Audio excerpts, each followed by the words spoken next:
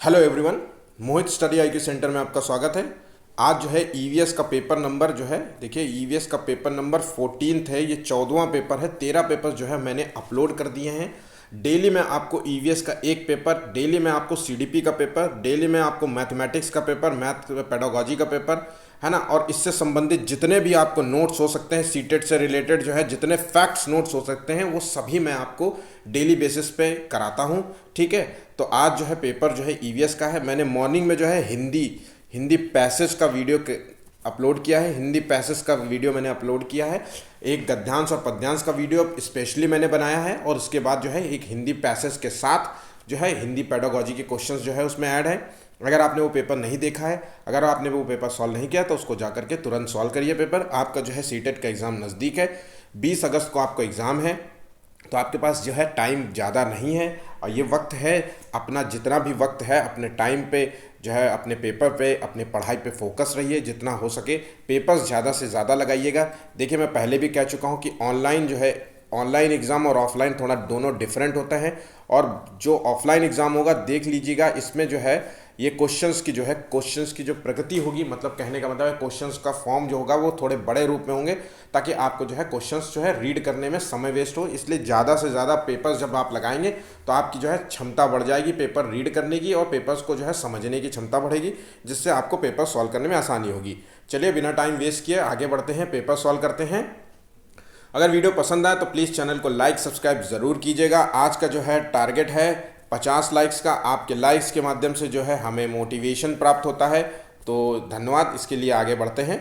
ठीक है, चलिए नेक्स्ट क्वेश्चन पहले से शुरू करते हैं। पहला क्वेश्चन है, जीवों का जो है संग्रह करके उन्हें परिरक्षित करने के लिए रखा जाता है। देखिए, जो जीव मर जाते हैं कभी कभी, देखिए उनको जो है किसी लिक्विड में रखा जाता है, तो ताकि वो खराब ना हो, सड़े ना, गले ना, बदबू करे।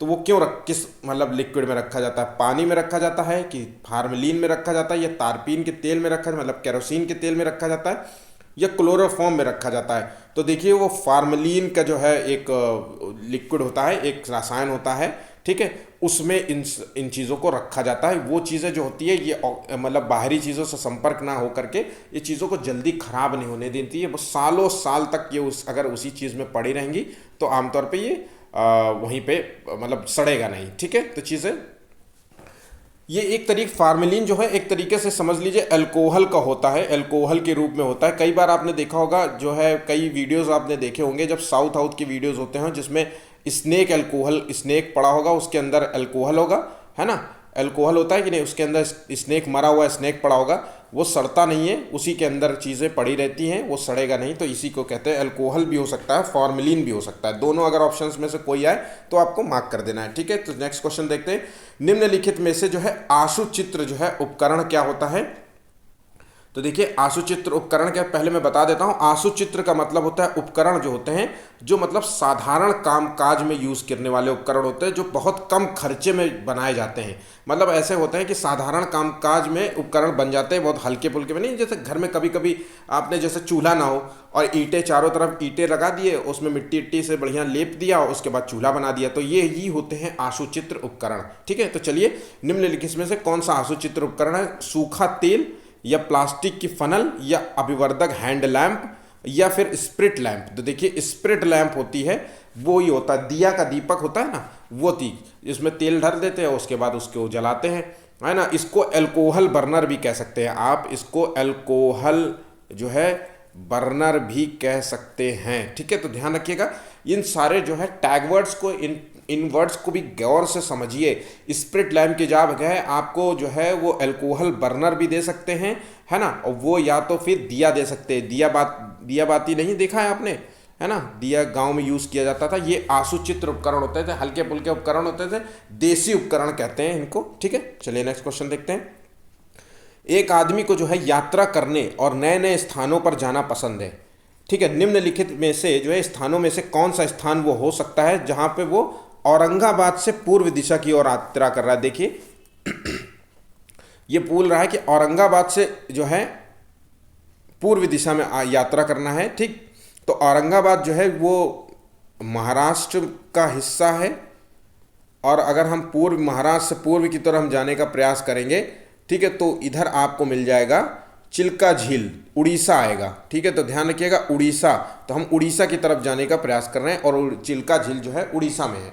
तो देखिए आप ऐसे प्रश्नों को एक बार देखिए, ये मेरे पास जो है संसाधन थोड़ा कम है, मेरे पास कोई स्मार्ट बोर्ड नहीं है, इसलिए मैं यहाँ पे इंडिया का मैप नहीं लगा पाया हूँ, नहीं तो मैं आपको यहाँ पे मैप के माध्यम से समझाने का प्रयास करता। इस क्वेश्चंस को जो है आप गूगल के माध्यम से या आपके पास जो है कहीं पे भी आपके पास मैप हो तो उसको खोल करके देखने का प्रयास कीजिएगा।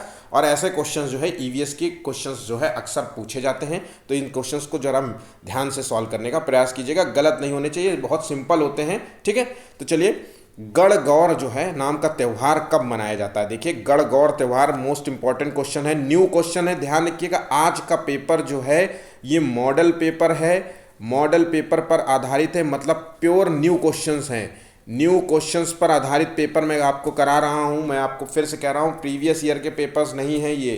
ठीक है, तो इनको जो है ये हो सकता है कि आने वाले जो है आपके एग्जाम्स में जो है इन क्वेश्चंस को जो है कोई फंस सकता है इसमें से। ठीक है, तो अक्सर जो है नए क्वेश्चंस पे जो हमेशा प्रैक्टिस करते रहना चाहिए। चलिए इसको समझने का प्रयास करते हैं। गणगौर त्यौहार कहाँ मनाया जाता है? तो देखिए गण और गौर जो होता है, गण मतलब होता है शिव और गौर का है इसका संबंध है पार्वती से। तो ये महिलाओं के लिए त्यौहार है, लड़कियों के लिए त्यौहार है। ठीक है, तो ये जो त्यौहार होता है ये राजस्थान में मनाया जाता है। गणगौर अगर आपने कई बार देखो, ये न्यूज़ चैनल में भी कभी कभी जब फेमस हो जाता है तो देखिए ये राजस्थान का है, ध्यान रखिएगा, ये राजस्थान में मनाया जाने वाला त्यौहार है जो चैत्र मास के शुक्ल पक्ष को मनाया जाता है। तो देखिए चैत्र मास के तीसरे पक्ष को, तीसरे शुक्ल पक्ष को मनाया जाता है, चैत्र शुक्ल तीज को मनाया जाता है। ठीक है, ये आस्था जो है पारिवारिक सौहार्द का प्रतीक है, ये आस्था का प्रतीक है, पारिवारिक सौहार्द का प्रतीक है, मेल मिलाप का प्रतीक है। ठीक है, इसमें जो है लड़कियों को विशेष महत्व दिया जाता है, शादीशुदा लड़कियां हो या चाहे कुंवारी लड़कियां हो, दोनों प्रकार की लड़कियों के लिए ये विशेष पर्व होता है। ठीक है, तो ध्यान रखिएगा। चलिए नेक्स्ट क्वेश्चन आगे बढ़ते हैं। पौधों की जो है एक्स नामक एक प्रजाति है जो बड़ी संख्या में उगती है, लेकिन वे संसार भर में केवल भारत के कई हिस्सों में पाई जाती है। और इन पौधों की कौन सी प्रजाति, मतलब वो पौधों की एक प्रजाति है जो केवल भारत के ही हिस्से में पाई जाती है और बहुत संख्या में उगती है। ठीक है, और भारत के किसी एक हिस्से में, वाई हिस्से में पाई जाती है। देखिए वाई हिस्से में पाई जाती है, तो वो क्या है? विलुप्त प्राय जो है, या फिर जोखिमपूर्ण है, या विदेशी है, या स्थानीय। देखिए विदेशी होती तो विदेश में उगती, या फिर बाहर से आई हुई प्रजाति होती। विदेशी जो है प्रजाति उनको कहते हैं जो विदेश से अपने देश में लाई जाती है, जैसे यूकेलिप्टस। यूकेलिप्टस जो होती है, ध्यान रखिएगा, यूकेलिप्टस जो है इंडियन ब्रांड नहीं है, ये बाहर का है।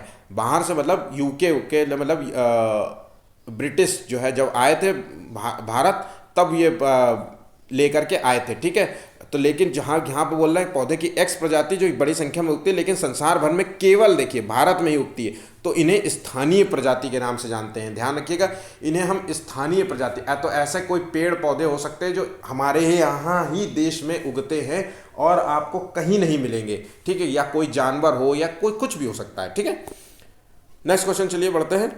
खेतों की जो है मिट्टी में पाया जाने वाला केचुआ जिसे किसान मित्र कहते हैं, क्यों कहते हैं? इसका क्या कारण है? देखिए ये क्वेश्चंस बेशक आपको प्रकृति के तौर मतलब क्वेश्चंस के तौर पे देखें तो आपको हो सकता है इन क्वेश्चंस के आंसर पता होंगे और बहुत सिंपल लगेंगे, लेकिन ध्यान रखिएगा क्वेश्चन जब सीटेड जब पूछता है तो थोड़ा सा डिफरेंट बना देता है, उसको बड़े फॉर्म में बना देता है। मतलब क्वेश्चंस जो है इतना बड़ा होगा, यहाँ तक इतना बड़ा होगा क्वेश्चंस, और आंसर दिया होगा छोटा सा केचुआ का मित्र, है ना, केचुआ किसान का मित्र, है ना। तो इन चीज़ों को तो क्वेश्चंस जो है पढ़ने में आपका जो है इस तरीके से जब आप पढ़ेंगे तो समय आपका वेस्ट होगा, कंफ्यूज हो सकते हैं क्वेश्चंस, भाषा जो है कठिन होती है। इसीलिए मैं कहता हूँ कि पेपर ज़रूर लगाइए जितना हो सके। मैं देखिए ऑफलाइन जब भी मैं बच्चों को पढ़ाता हूँ तो मैं जितना हो सकता है मैं पेपर बच्चों को डेली मतलब मैं इस तरीके से पढ़ाने का प्रयास करता हूँ कि बच्चों को एक एक क्वेश्चन रट जाए। देखिए हमारा मकसद है पेपर पास करना, हमें बौद्धिक ज्ञान क्षमता हासिल नहीं करनी है कि हम दूसरों को दिखा सके कि हमें सीटेट में कितना बड़े ज्ञान है, हम है ना ज्ञानी हैं। इस तरीके का इस्तेमाल बिल्कुल मत करिए, आप बस केवल पढ़ाई पे फोकस करिए, जितना पढ़ाई हो सके उतना करिए। मतलब मेरा कहने का मतलब एज अ टीचर मुझे ये बात नहीं कहनी चाहिए, लेकिन मैं फिर भी कह रहा हूँ कि इतने क्वेश्चन पेपर लगा डालिए कि एक एक क्वेश्चन जो है आपको रट जाए, समझ रहे हैं ना। तो उस तरीके से पढ़िए। तो क्वेश्चंस को चलिए फिर से शुरू करते हैं। खेतों की मिट्टी में पाया जाने वाला जो है केचुआ होता है उसे किसान मित्र कहते हैं। ऐसा क्यों कहते हैं? ये छोटे कीटों को खाकर जो है फसलों को उनसे सुरक्षित करता है इसलिए कहते हैं, या गंदी जो है मिट्टी में को खाकर जो है फसलों की आयु बढ़ा देता है, या भूमि का संरक्षण करने में सहायक होता है, या भूमि की उर्वरा शक्ति को बढ़ाता है। तो देखिए ये केचुआ जो होता है वो भूमि की उर्वरा शक्ति को बढ़ा देता है। ठीक है, तो केचुआ की जो है खूबी क्या होती है, देखिए इसको समझते हैं। ये प्राकृतिक, इसे हलवाहा कहते हैं। ठीक है, कचरा जो होता है वो प्राकृतिक जो कार्बनिक जो कचड़े को जो है खा करके उसको जो है एक अन्य पदार्थ में बदल देता है, जिसको बोलते हैं वर्मी कंपोस्ट। ठीक है, आपने देखा होगा ना, जैविक खाद। ठीक है, तो ये जो होता है ये किसी भी चीज़ को जो है वहाँ पे खाद में बदल देता है, जिसे कहते हैं जैविक खाद। और जैविक खाद जो होती है वो पेड़ पौधों के लिए सबसे अच्छी मानी जाती है। ये रासायनिक खाद नहीं होती, केमिकल युक्त खाद नहीं होती है। ठीक है, तो ये जैविक खाद जो है ये कहीं ना कहीं जो है मिट्टी की उर्वरा शक्ति को बढ़ाते हैं। दूसरी चीज़, केचुआ जो होते हैं वो मिट्टी में जो है छेद करते रहते हैं, और मान लीजिए वही मिट्टी को खा करके जो है पोला कर देते हैं मिट्टी को, है ना। और जो मल का त्याग करते हैं वो भी इनका जो है मल होता है खाद के रूप में, मल खाद के रूप में प्रयोग होता है। तो ये जो है कहीं ना कहीं इससे भी जो है उर्वरा शक्ति बढ़ती है, इसलिए जो है केचुआ को जो है किसान का मित्र कहते हैं। अच्छा, किसान के मित्र और कौन कौन है ध्यान रखिएगा। तो एक केचुआ ही इकलौता नहीं है, चींटी भी है, ध्यान रखिएगा। चींटी भी किसान का मित्र मानी जाती है ना। अनेक जो है, जैसे सांप भी किसान का मित्र माना जाता है। खेतों में अक्सर छेद कर देते हैं जिससे जो है पोली मिट्टी हो जाती है ना। तो मिट्टी को ये हार्ड नहीं करने देते। ठीक है, तो ये सारी चीज़ें भी माने, लेकिन प्राथमिक रूप से जो है हम केचुआ को किसान का मित्र मानते हैं, क्योंकि एक तो खतरनाक नहीं होता, डरावना नहीं होता, है ना। लोगों को डर नहीं, सांप होगा तो डर लगेगा, है ना। तो चीज़ें देखिए इस तरीके से भी आंसर्स को पूछा जा सकता है। ठीक, राम का साथी उसे विटामिन सी की जानकारी देते हुए 4 तथ्य बताता है। ठीक है, विटामिन सी के बारे में आप देखिए जानकारी देखनी है। ये नींबू, संतरे और आंवले में भरपूर मात्रा में पाया जाता है, या इसकी कमी से शरीर में जो है रतौंधी नामक रोग हो जाता है, या इसकी शरीर से जो है संक्रमण को लड़ने की शक्ति प्रदान करता है, ये दांत और मसूड़ों को सुरक्षित रखने का प्रदान करता है। तो देखिए विटामिन सी जो होता है वो खट्टे फलों में पाया जाता है, ध्यान रखिएगा। तो पहला तो सही है, नींबू, संतरा, आंवला जो है सबसे खट्टे फल होते हैं, और जिसमें से आंवला में सबसे ज़्यादा विटामिन सी पाया जाता है। ठीक है, इसकी कमी से जो है रतौंधी नामक रोग नहीं होता है, ध्यान रखिएगा। रतौंधी नामक रोग जो होता है वो विटामिन ए की कमी से होता है। ठीक है, और ये जो है विटामिन सी जो होता है वो शरीर में जो है हमारे जो है लड़ने की शक्ति को प्रदान करता है। हमें जो है विटामिन सी की गोलियां भी लेनी चाहिए। अगर आपको जो है नींबू, खट्टे फल नहीं खाना पसंद है तो विटामिन सी की एक टैबलेट आप ले सकते हैं। और ये इसकी कमी से अगर आपने ये विटामिन सी आपकी कमी है तो आपके दांतों और मसूड़ों से जो है खून बहने लगेगा, सूज जाएगा। मसूड़े से जो है अक्सर खून बहने लगता है। ठीक है, तो इसका आंसर है 1, 3 और 4 देखते हैं। 1, 3, 4 है ऑप्शन नंबर 3, ध्यान रखिएगा। नेक्स्ट क्वेश्चन चलिए फिर से। आवासों के संबंध में जो है हम निम्न कथनों का अध्ययन करते हैं। किसी पर्यावास, देखिए पर्यावास मतलब उसके आसपास के क्षेत्रफल, मतलब देखिए परि मतलब एक मतलब आवरण, परि का मतलब होता है, देखिए दो ये चीज़ें को है, हम अगर इसको जो है हम संधि विच्छेद कर दें तो परिधन आवास हो गया। ठीक है, तो ऐसे क्वेश्चंस को समझने का प्रयास करिए। परि मतलब होता है आसपास का क्षेत्र, आवास मतलब उस आसपास के क्षेत्र में जो भी घर है ना, तो उसके संबंध में ये बात कही जा रही है। तो चलिए आगे बढ़ते हैं। किसी पर्यावास में किसी प्रजाति के आवास जो है मात्र भिन्न भिन्न होते हैं। किसी पर्यावास में किसी प्रजाति का आवास मात्र उसका भार होता है, या 2 प्रजातियों बिना प्रतिस्पर्धा के एक ही आवास में रह सकते हैं। ठीक है, ध्यान रखिएगा, 2 प्रजातियां बिना प्रतिस्पर्धा के एक ही आवास में रह सकते हैं। और यह किसी पर्यावास में किसी प्रजाति का आवास उसके कार्यात्मक लक्षण को परिभाषित करता है। तो देखिए इसका सही जवाब क्या होगा। तो इसका सही जवाब है ये किसी पर्यावास के किसी प्रजाति के आवास जो होते हैं भिन्न भिन्न, एक क्षेत्र में कई आवास हो सकते हैं। हर जीव जंतुओं के अपने अपने, ऐसा नहीं है कि एक ही घर में सब रहने लगे ना, इस तरीके से नहीं हो सकता। ठीक है, तो चीज़ें देखिए 1 नंबर और 4 नंबर है इसका सही जवाब। किसी पर्यावास में किसी प्रजाति का आवास उसके कार्यात्मक लक्षण को जो है परिभाषित करता है। और 2 प्रजातियां बिना प्रतिस्पर्धा के, बिल्कुल 2 प्रजातियां प्रतिस्पर्धा के एक आवास में रहेंगे, जो जीतेगा उसका आवास हो जाएगा। ठीक है, किसी पर्यावास में किसी प्रजाति का आवास मात्र उसका भार होता है, नहीं, गलत है। ठीक है, तो चीज़ें समझ गए होंगे। चलिए नेक्स्ट क्वेश्चन देखते हैं। पक्षियों में पाई जाने वाली जो है निम्न विशेषताओं का अध्ययन करना है। तो क्या पक्षियों की हड्डी खोखली होती है? तो देखिए सामान्यतः जो है पक्षियों की हड्डियां जो है खोखली होती है। इनका शरीर जो होता है वो क्या सुडौल होता है, ध्यान रखिएगा।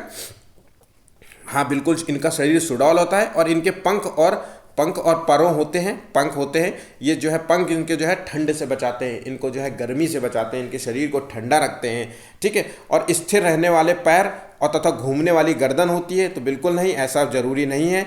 ये आमतौर पे जो है पक्षी घूमने वाली गर्दन नहीं होती। तो 1 और 3 और 4 होता है इसका आंसर, ठीक है। माफ करना, 1, 2 और 3 इसका आंसर है। तो इसका आंसर है ए नंबर, ठीक है। चलिए नेक्स्ट क्वेश्चन देखते हैं। यदि आप जो है मानचित्र में कोई सरल रेखा खींचे जो भारत की राजधानी, अब देखिए मान लीजिए कि ये हम भारत है, ठीक है, भारत की राजधानी और भारत की जो है, ये मुझे ना बहुत बुरी तरीके से इसका नक्शा आता है बनाना, ठीक है, माफ़ करना, इससे मैं ताड़ी देता हूँ मैं, ठीक है। तो मैं देखिए ये कोशिश करता हूँ, ये इंडिया का नक्शा है दक्षिण भारत का, और यहाँ पे बात कर रहा है कि भारत की राजधानी जो है उत्तरी भाग में, मान लीजिए यहाँ पे उत्तरी भाग में भारत की राजधानी है और पश्चिम बंगाल की राजधानी को मिलाती है। मतलब हम मतलब दिल्ली से हमें पश्चिम बंगाल की तरफ जाना है, तो ये किस दिशा में पड़ेगा। तो देखिए हमें पता है कि जो पश्चिम बंगाल है वो भारत के नक्शे में जो है पूर्वी दिशा में है और ये उत्तरी दिशा में है। तो अगर हम इस तरीके से जाएंगे, अगर इसको हम देख ले, देखिए नक्शे में अगर हम देखने का प्रयास करें तो ये हो गया दक्षिण और ये हो गया पूर्व, ठीक है। तो दक्षिण पूर्वी दिशा में इसका है लोकेशन, ठीक है। चलिए नेक्स्ट क्वेश्चन देखते हैं। इसको मैंने कहा मैप के माध्यम से इसको सॉल्व करने का, देखिए एक बार आप मैपिंग करिएगा, उसके बाद उसको देखिएगा तो थोड़ा सा आपके दिमाग में ये सब चीज़ें जो है उपस्थिति इनकी जो है राज्यों की जो उपस्थिति है वो आपको पता चल जाएगी। ग्रेग मंडल हैं, एक जो है मुनि थे जिन्होंने 28,000 मटर के पौधों के साथ जो है 7 वर्ष तक मटर के बगीचे में प्रयोग किए थे। उन्होंने पाया कि मटर के पौधों में कुछ ऐसे लक्षण होते हैं जो जोड़ियों में आते हैं, ठीक है। निम्नलिखित में से उसे छांटिए जिसे ग्रेग मेंडल ने जो है उसको प्रयोग में न लाया हो। तो देखिए उन्होंने बीजों का हरा या पीला रंग होना बताया था, तो देखिए ये बात सच है। उन्होंने बीजों का खुरदरा या चिकना होना बताया था, ये भी सच है। ये पौधों का लंबा और नाटा होना बताया था, मटर के पौधों का लंबा होना नाटा होना बताया था। लेकिन अगली पीढ़ी के जो है बीजों का जो है रंग पीला व हरे गुण से मिलकर बनेगा, ये नहीं होता था। तो इसका आंसर देखिए 4 नंबर जो है गलत है। ये सारी चीज़ें आपको पता होनी चाहिए, बेसिक है क्वेश्चंस, और बिल्कुल अपने जो है बचपने से पढ़ाई से बाहर निकल करके आपको थोड़ा मैच्योरिटी की तरफ बढ़ना पड़ेगा। आपको भी पढ़ाई का अपना जो है लेवल को थोड़ा सा हाई करना पड़ेगा। मैं बार कह रहा हूँ, बार जो देखिए 100 में से, मैं आपको डराने की प्रयास नहीं कर रहा, 100 में से जो है जो प्राथमिक एग्जाम प्राइमरी लेवल में 100 में से बच्चे जो हैं अक्सर केवल 25 से 30 मान लेते हैं मैक्सिमम। मैं कह रहा हूँ कि 100 में से 30 बच्चे ही पास होते हैं सीटेट के एग्ज़ाम में। वहीं पे जूनियर लेवल के एग्ज़ाम में 100 में से मुश्किल से 15 बच्चे पास होते हैं। वो बच्चे पास इसीलिए होते हैं क्योंकि वो ना इतने पेपर्स और इतने जो है संतुलित होकर पढ़ चुके होते हैं कि उनको सब पता होता है। और जो बच्चे आप देखिए 85 बच्चे फेल हो गए हैं 100 में से, आप समझ रहे हैं ना कितना % रेशियो है पढ़ाई पास होने का। वो सिर्फ इसीलिए होता है क्योंकि वो पेपर को बस पेपर की तरह देखते हैं कि हाँ ठीक है ऐसे ऐसे पढ़ लो, बस निकल लो, देख लो सर ने पढ़ा रहे हैं तो पढ़ाने दो, बाद में देख लेंगे वीडियो। तो इस तरीके से पास आप नहीं होंगे, ठीक है। और पेपर्स का मैं फिर से कह रहा हूँ, इस बार पेपर्स जो है उसका लेवल जो है ध्यान रखिएगा, एग्ज़ाम का लेवल इस बार हाई रहेगा, ये आप नोटिस कर लीजिए, ठीक। चलिए आगे बढ़ते हैं। 12वां क्वेश्चन, यदि आप जो है एक छोटे मार्ग से ट्रेन द्वारा पटना से चंडीगढ़ जा रहे थे, फिर देखिए लोकेशन वाला है, तो आप किस जो है केंद्र शासित क्षेत्र से आप गुजरेंगे नहीं। तो देखिए इसका आंसर है पंजाब से आप गुजरेंगे नहीं। देखिए आप अगर पटना से चंडीगढ़ की तरफ हमें जाना है तो जब हम पटना से जब आगे बढ़ेंगे तो हमें मिलेगा यूपी, और यूपी से जैसे हम आगे बढ़ेंगे वो मिलेगा हमें दिल्ली, और दिल्ली से हमें तुरंत मिल जाएगा हरियाणा, हरियाणा के बाद आएगा पंजाब, तो वो हमें पंजाब की लोकेशन में टच ही नहीं करनी पड़ेगी, ठीक है। नेक्स्ट क्वेश्चन, स्लॉथ के बारे में दिया गया कथन है, ये आपको मोस्ट इंपॉर्टेंट क्वेश्चन है, इसको ज़रूर याद कर लीजिए, मतलब रटना है। स्लॉथ के बारे में देखिए क्या है, इनका जीवन काल कितना होता है, ध्यान रखिएगा, और ये कितने वृक्षों पर जो है अपना घूमते फिरते रहते हैं। तो आप सभी को पता होगा ये 8 वर्ष तक जीने वाले नहीं माफ़ कीजिएगा, ये 40 वर्ष तक जीने वाले जो होते हैं, ठीक है। ये भालू की तरह दिखने वाले होते हैं, बहुत आलसी होते हैं, बहुत सुस्त होते हैं, ठीक है। और ये पूरे जीवन काल में सिर्फ 7 से 8 वृक्षों पर ही घूमने की मतलब 7 से 8 वृक्षों पर ही जो है अपना आवास बना पाते हैं। मतलब जिस भी वृक्ष में जाते हैं उसकी सारी पत्तियां खा करके फिर दूसरे वृक्ष में जाते हैं, और पूरे जीवन काल में मतलब 7 से 8 ही वृक्ष जो है बदल पाते हैं। ठीक है, ध्यान रखिएगा। और सप्ताह में एक बार जो है नीचे उतरते हैं, ध्यान रखिएगा, सप्ताह में एक ही बार नीचे उतरते हैं। ठीक, और हमेशा जो है लटक के सोते हैं, मतलब मोस्टली जो है इनका 70% जो है बॉडी लटक के ही रहते हैं। ठीक है, चलिए नेक्स्ट क्वेश्चन देखते हैं। और ध्यान रखिएगा, दक्षिण अमेरिका में ये पाए जाने वाले होते हैं स्लॉथ जो होते हैं, साउथ अमेरिका में पाए जाते हैं, साउथ अमेरिका में पाए जाते हैं। ठीक है, साउथ अफ्रीका नहीं है, साउथ अमेरिका है, ध्यान रखिएगा। उष्णकटिबंधीय क्षेत्रों में पाए जाने वाले ये जीव होते हैं, भालू होते हैं। ठीक है, जो अपने जो है मुंडी को मतलब अपने गले को जो है 270 डिग्री तक घुमा सकता है, ध्यान रखिएगा। और उल्लू इकलौता है जो 360 डिग्री तक घुमा लेता है। ठीक है, चलिए नेक्स्ट क्वेश्चन। पर्यावरणीय अध्ययन जो है, शिक्षा का अर्थ है पर्यावरण के संबंध में जानकारी एवं कुशलता विकसित करना, या पर्यावरण प्रदूषण रोकना, या पर्यावरण के संकट को पहचानना, या पर्यावरणीय जो है तकनीकी का विकास करना। तो देखिए इसका सही जवाब क्या है, इसका सही जवाब है पर्यावरण अध्ययन का मतलब है पर्यावरण की जानकारी और कुशलता को विकसित करना है। ठीक है, पर्यावरण से संबंध होता है कि मतलब इस पर्यावरण एक सतत विकास है ना, एक सतत विकास की प्रक्रिया होती है।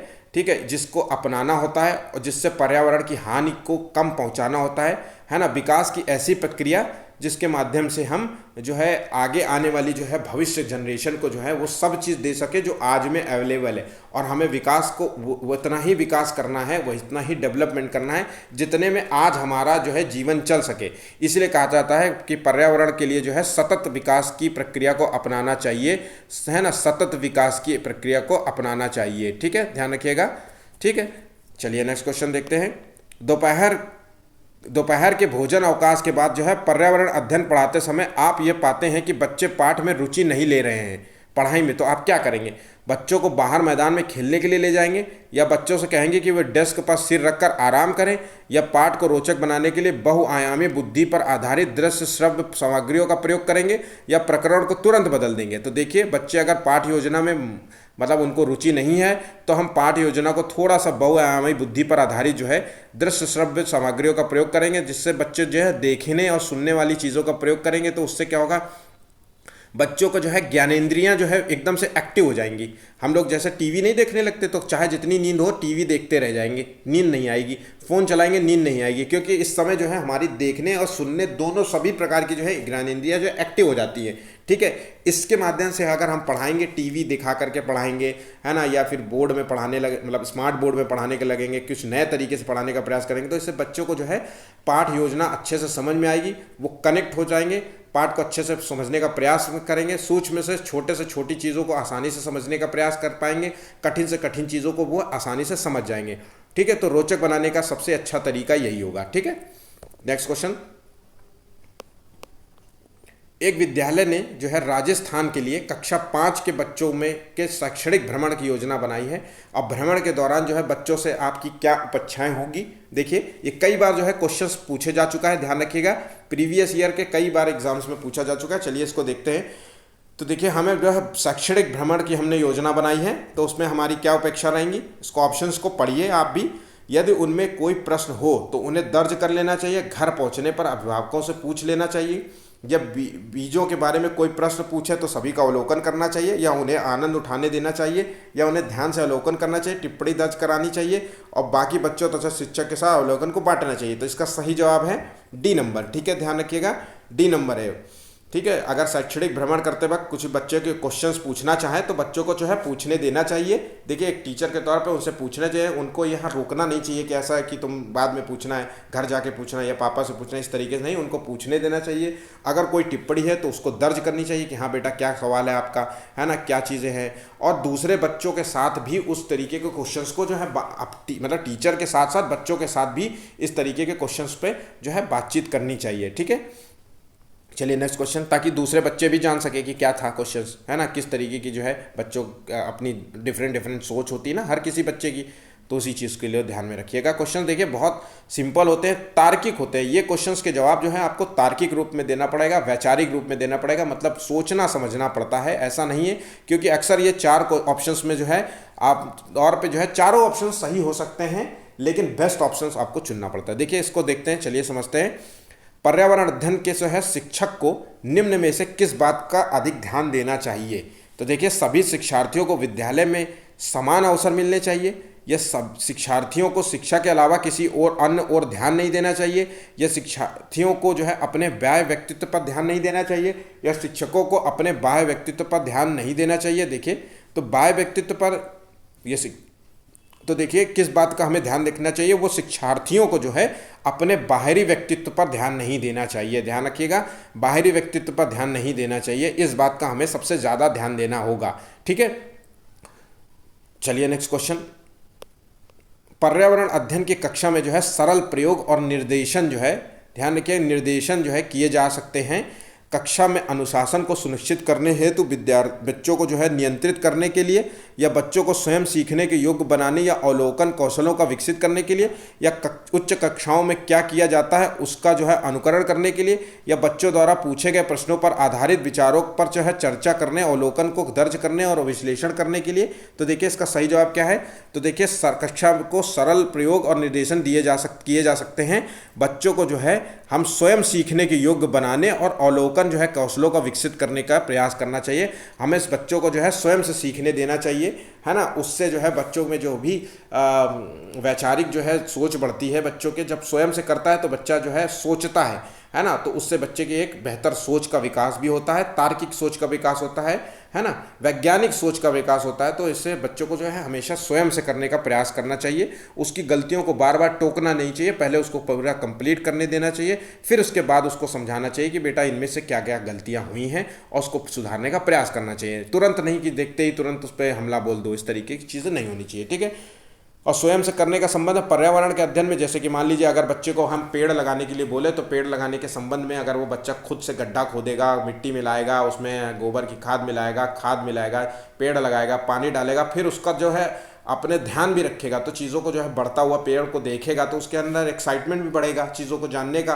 कि अब देखिए क्या हो रहा है ना, तो सारी चीज़ें समझ पाएगा। ठीक है, बेहतर तरीके से पर्यावरण के संदर्भ में समझ पाएगा। ठीक, प्राथमिक स्तर पर जो है आकलन में शामिल होना चाहिए। क्या शामिल होना चाहिए? छोटे बच्चों को उत्तीर्ण अनुत्तीर्ण की श्रेणी में जो है अंतर्गत आंकने के लिए जो है प्रत्येक सप्ताह जो है गृह कार्य या कक्षा कार्य देना चाहिए। देखिए ठीक, यह शिक्षा के द्वारा सतत और असंरचनात्मक तरीके से किए गए अवलोकन को बच्चों और अभिभावकों के साथ बांटना, या प्रत्येक सप्ताह औपचारिक परीक्षाएं और खेल तथा उन्हें प्रगति पत्र में दर्ज करना चाहिए, या अर्धवार्षिक जो है परीक्षा वर्ष के अंत में जो है वार्षिक परीक्षाएं लेनी चाहिए। तो देखिए प्राथमिक कक्षाओं का जो है अगर हम बच्चे का आकलन करते हैं प्राथमिक स्तर पर, तो हमें जो है शिक्षक द्वारा जो है सतत और असंरचनात्मक तरीके से जो है किए गए अवलोकन को जो है बच्चों के साथ और उसके अभिभावकों के साथ बांटना चाहिए। ठीक है, देखिए हम यहाँ आकलन की बात कर रहे हैं, तो हमें यहाँ औपचारिक आकलन नहीं कराना है। औपचारिक चीज़ें ध्यान रखिएगा। एक सेकेंड,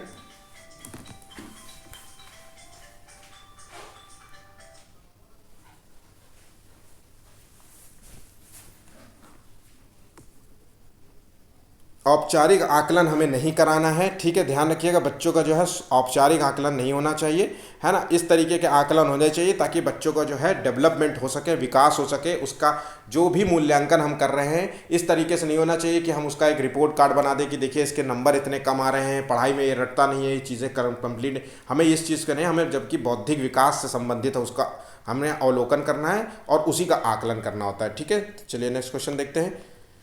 एक दूसरे देश का जो है विद्यार्थी अपनी कक्षा में, जहां प्रायः सभी स्थानीय विद्यार्थी हैं, शामिल हुआ है, मतलब दूसरे जगह से आया हुआ बच्चा है। आप विभिन्न संस्कृतियों की प्रथाओं पर चर्चा करने के लिए इस अवसर का प्रयोग करना चाहते हैं, यह महत्वपूर्ण है।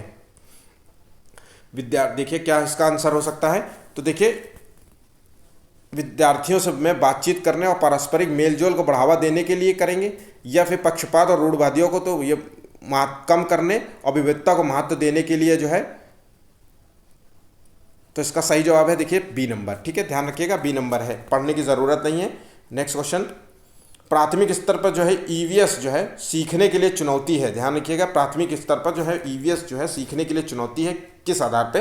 रटना, सीखना या सम्मिलित जो है आधारित सीखने के स्तर या अवधारणाओं का विवरण और बच्चों को जो है अपने लिए ज्ञान का निर्माण करने का अवसर देना।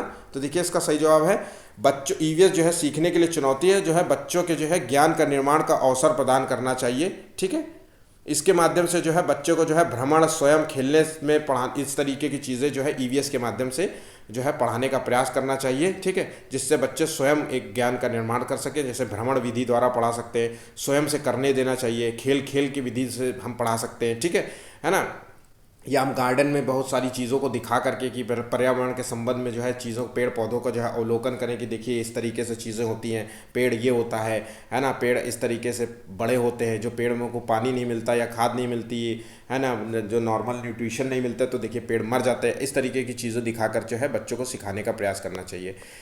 ईवीएस जो है पाठ्य पुस्तकों में ईवीएस सीखने के लिए वास्तविक घटनाएं होती हैं, क्योंकि वे सीखने के समृद्ध जो है स्रोत है, वे बच्चों के लिए प्रासंगिक वातावरण प्रदान करते हैं, वे पहले ही परिचित जो है घटनाओं को फिर से देखने का अवसर प्रदान करते हैं, और शिक्षक आसानी से जो है ईवीएस के विषयों के आसपास शिक्षण अधिगम प्रक्रिया का संचालन कर सकते हैं। तो देखिए इसका सही जवाब क्या है,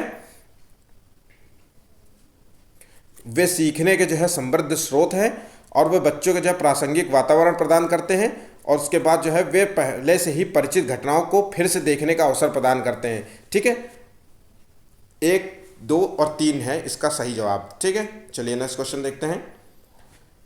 जल पर चर्चा करते हुए शिवांगी कक्षा के विद्यार्थियों से आकाश का चित्र बनाने को कहती है। सैम ने आकाश में जो है, आकाश मतलब ये बादल, ठीक है, तो बादल का चित्र बनाने को कहती है। सैम ने आकाश में जो है हरा रंग भर दिया, और उसने इस रंग को क्यों चुना है, ये चुनने का जो है जवाब बताना है। ठीक, और उसके घर के पास जो है तालाब का रंग हरा है, क्योंकि पानी आकाश से आता है, आकाश हरा होगा शिवांगी को, तो उसकी सृजनात्मकता की सराहना करनी चाहिए, या उसे बताना चाहिए कि आकाश नीला होता है, या उस विद्यार्थी को आकाश के अवलोकन की व्यवस्था करनी चाहिए, या उसे बताना चाहिए कि आकाश काला होता है। तो देखिए बच्चे को जो है आकाश के संबंध में जो है हमें पूरी जानकारी बतानी होगी, अवलोकन की व्यवस्था करनी चाहिए। ठीक है, देखिए सूर्य का प्रकाश जब निकलता है, ठीक है, तो जो बादल, जो जितने बादल होते हैं उसके जो है उसमें टकरा करके जो है कुछ प्रकाश जो है परावर्तित हो जाता है, कुछ उसके पार निकल जाता है।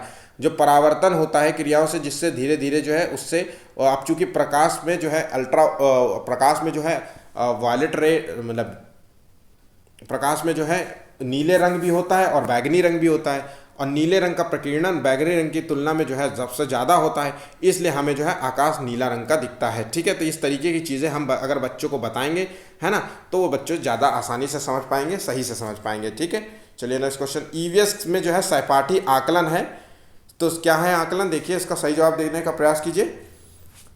तो सहपाठी आकलन होता है, तो ये सीखने के रूप में आकलन, सीखने के बारे में आकलन, सीखने के परिणामों का आकलन, या सीखने का आकलन। तो देखिए सहपाठी आकलन है, ये सीखने के रूप में आकलन है। इसने सीखने के रूप में का आकलन का मतलब है कि ये गुणवत्ता को परखना होता है। सीखने के रूप में आकलन, जब बच्चा जो जो सीखता है उसकी गुणवत्ता को परखना होता है। ठीक है, ईवीएस के संबंध में इसका केवल आंसर ए होगा। आज के लिए बस इतना ही। अगर वीडियो पसंद आया तो प्लीज़ चैनल को लाइक सब्सक्राइब ज़रूर करें, और अपने दोस्तों से भी शेयर करें। पेपर्स ज़रूर लगाएं, मैं फिर से कह रहा हूँ, पेपर्स जितना हो सके उतना लगाइए। पेपर लगाने से आपका ही फ़ायदा होगा। ठीक है, आज के लिए बस इतना ही, धन्यवाद।